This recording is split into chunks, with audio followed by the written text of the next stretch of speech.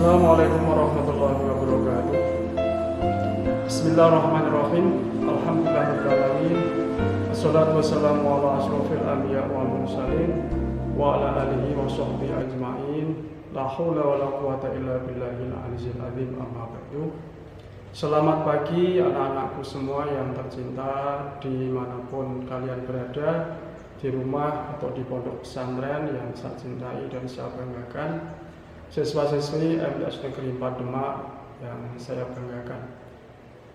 Syukur alhamdulillah, mari kita panjatkan kehadirat Allah Subhanahu wa taala di mana pada kesempatan pagi hari ini kita bisa bertemu walaupun lewat daring atau lewat live, karena memang masih berada kondisi pandemi, khususnya di wilayah kita di Kabupaten Demak ini.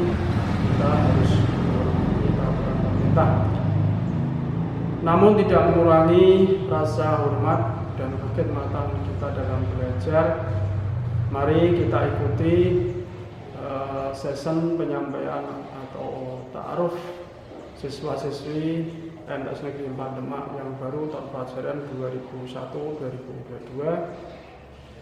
Kaitannya dengan materi yang ditugaskan pada Pak Guru. Sebelumnya Pak Guru akan perkenalkan.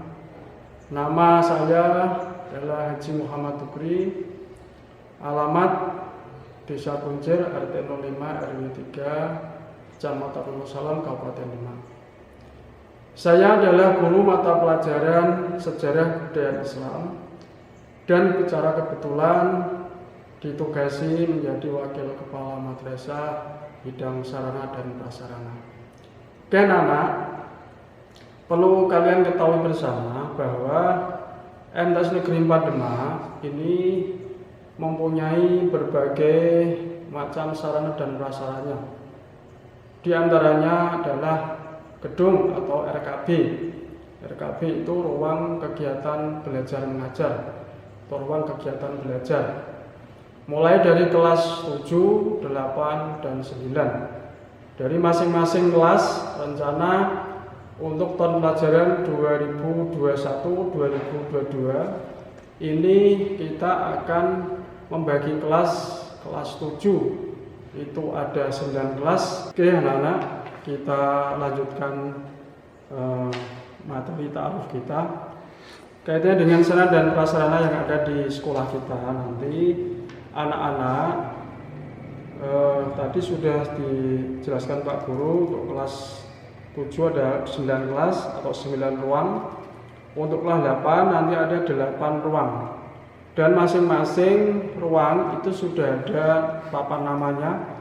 Jadi nanti anak-anak bisa melihat masuk di kelas A, B, C atau D atau E, tidak boleh memasuki ruangan sembarangan. Itu yang terpenting.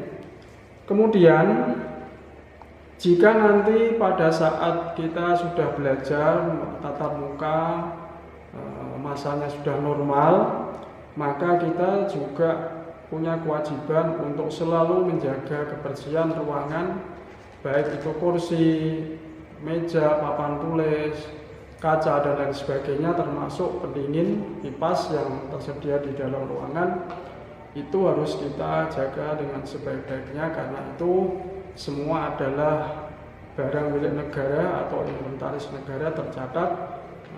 Satupun barang yang rusak tidak luput dari pemantauan atau catatan administrasi kantor atau administrasi barang milik negara. Kemudian anak-anak, kaitan dengan pembelajaran, kita nanti setiap ruang kiranya akan diisi jumlah kursi yang sesuai dengan kapasitas ruangan, yaitu 7x8, itu maksimal rombelnya 32 anak. Masing-masing anak akan mendapatkan satu meja dan satu kursi.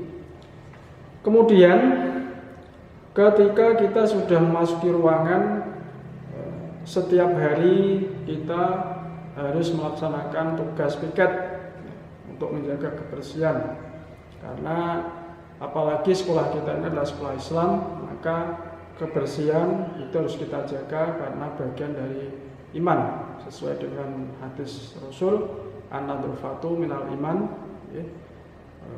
La yadkhulul jannata illa tahurun, ya.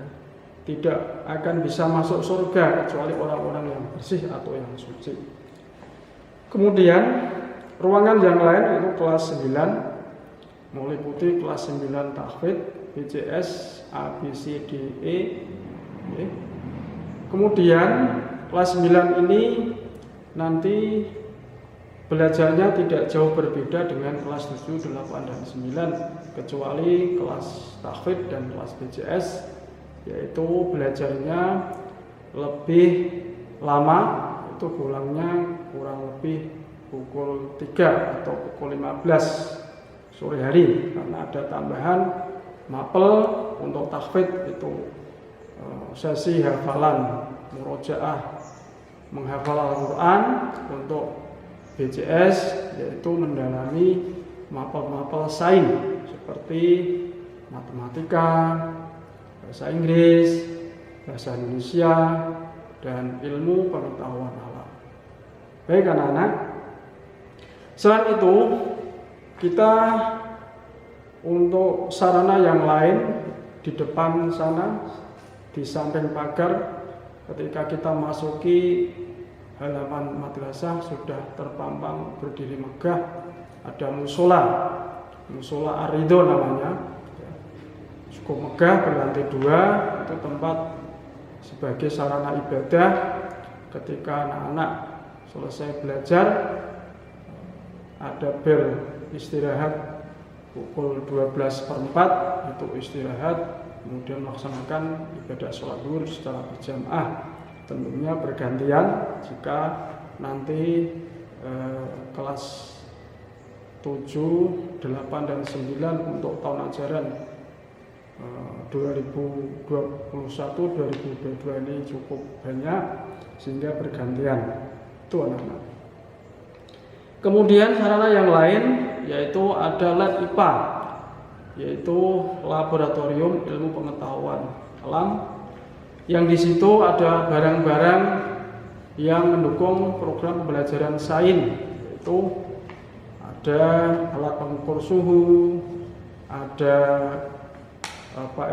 termometer, dan bahan-bahan kimia yang lain. Nanti kalau pada saatnya anak-anak akan diperkenalkan oleh Bapak Ibu Guru mapel IPA. Baik anak-anak, untuk sarana pendukung pembelajaran kita yang lain, yaitu ada satu gedung perpustakaan. Dulu gedung perpustakaannya ada di sebelah lab IPA itu, karena ada pemugaran dibuat ruang RKB. Baiklah anak-anak semua, untuk perpustakaan ini berisi berbagai macam buku, ada buku pelajaran, ada buku fiksi dan non fiksi. Anak-anak nanti bisa membaca, belajar mengupas ilmu pengetahuan yang ada di dalamnya.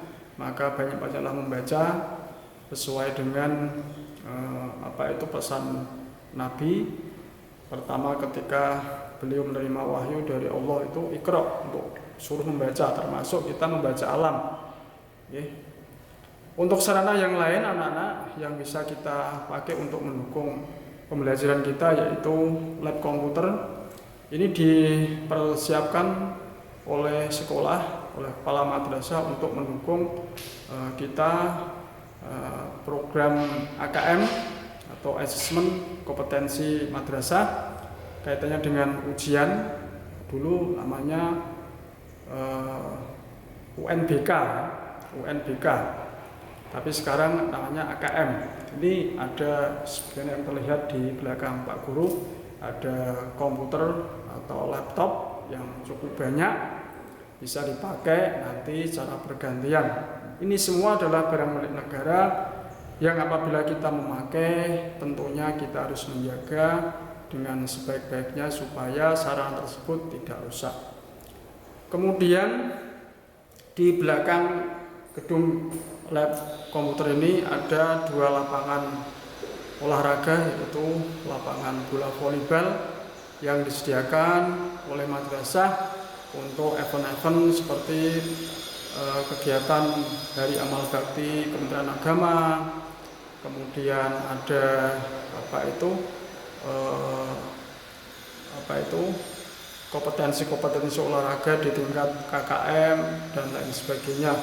Semua sarana yang ada di dalam MTS Negeri 4 ini digunakan sebaik-baiknya untuk mendukung program pembelajaran dan mensukseskan anak didik yang belajar di MTS Negeri 4 Demak ini. Demikian anak-anak semua yang bisa Bapak Guru sampaikan sebagai gambaran sebelum kita memasuki kampus MTS Negeri 4 Demak yang ada di Desa Jatisono ini, Kecamatan Gajah, Kabupaten Demak. Selamat belajar dan semoga sukses menggapai cita-cita bersama MTS Negeri 4 Madrasah Hebat dan Bermartabat. Sekian, Assalamualaikum warahmatullahi wabarakatuh.